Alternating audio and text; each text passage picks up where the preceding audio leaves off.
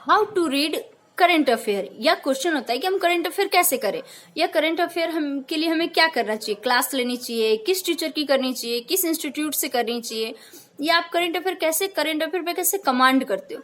अच्छा, मैंने अपने प्रिपरेशन में जो एक चीज समझी, मुझे बहुत ही अच्छा लगा कि करंट अफेयर से हम जितना डरते हैं उतना डरने वाली कोई बात नहीं है। इसका एक सबसे बड़ा रीजन ये है कि जो खबर होता है ना, वो बार बार रिपीट होती है। जैसे कि आप आज अगर इस मंथ में जोशीमठ के बारे में कुछ पढ़ रहे हो, तो ट्रस्ट में आपको फिर एक साल के अंदर वो 2 या 3 बार चीजें आपके सामने आएंगी।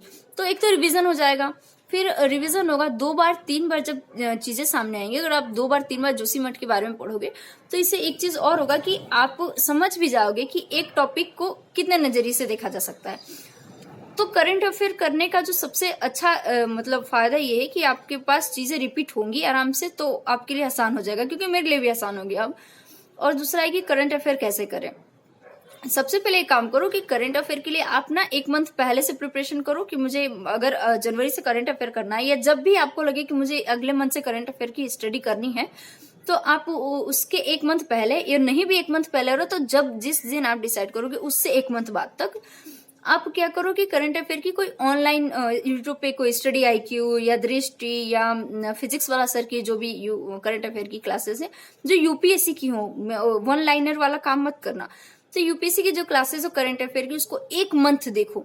देखने से आपको पहला फायदा होगा कि आप चीजों को थोड़ा थोड़ा समझने लगोगे। आप अगर न्यू हो तो आपके लिए करंट अफेयर मुसीबत जैसा ही है, क्योंकि सबके लिए होता है, हम लोगों के लिए भी है।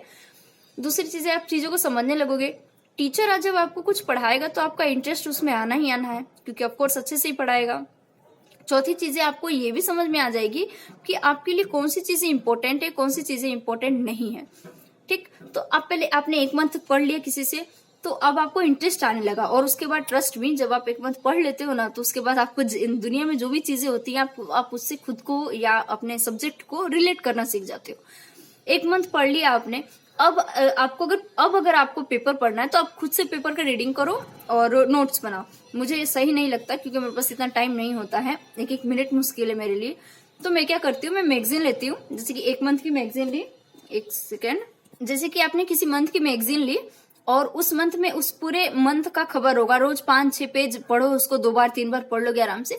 क्वेश्चन दिए रहते हैं मैगजीन में बहुत अच्छे से, उन क्वेश्चंस को आप करो, सॉल्व करने की कोशिश करो। मेंस की क्वेश्चन है तो बैठ के उनको लिखने की कोशिश करो।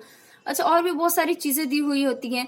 और सबसे बड़ा टॉपिक है कि आपको खुद कुछ नहीं करना होता, नोट्स नहीं बनाने होते। मैगजीन पढ़ने का मुझे जो सबसे फायदा ये लगता है कि आपको नोट्स नहीं बनाने हैं, क्योंकि वो खुद नोट्स बना के आपको चीजें देते हैं। नोट्स बना के देंगे तो आप क्या ही नोट्स बनाओगे, दोबारा मेहनत करोगे। तो मेरे पास नोट्स बनाने के लिए भी टाइम नहीं है, तो मैं मैगजीन ही प्रीफर करती हूँ। और मुझे लगता है कि मैगजीन ज्यादा बेहतर है पेपर के अपेक्षा। पेपर में बैठ के आपको नोट्स बनाने पड़ते हैं। अगर आज कोई खबर आई है तो उस पे पेपर आपको जो दिखाएगा आप वो पढ़ लोगे, लेकिन अगर वो खबर अगली बार फिर आ रही है तो पेपर उसको बहुत कम वर्ड्स में रिपीट करता है, तो आपको अपने नोट्स से उसको रिपीट करना पड़ेगा। मैगजीन जबकि सब सारी चीजें कंप्लीट कर देता है, उसके बाद आपको देखता है। तो आप करंट अफेयर की तैयारी ऐसे कर सकते हो। पहले यूट्यूब पे 1 मंथ करो करंट अफेयर, उसके बाद आपको पेपर बना के नोट्स बनाने का टाइम है तो पेपर पढ़ के नोट्स बनाओ, और अगर नहीं टाइम है तो मैगजीन पढ़ो। मेरे हिसाब से मैगजीन प्रीफर करती हूँ, मैं मैगजीन पढ़ो। Thank you. अगर और कोई किसी टॉपिक पे वीडियो चाहिए तो नीचे कमेंट जरूर कीजिएगा। धन्यवाद।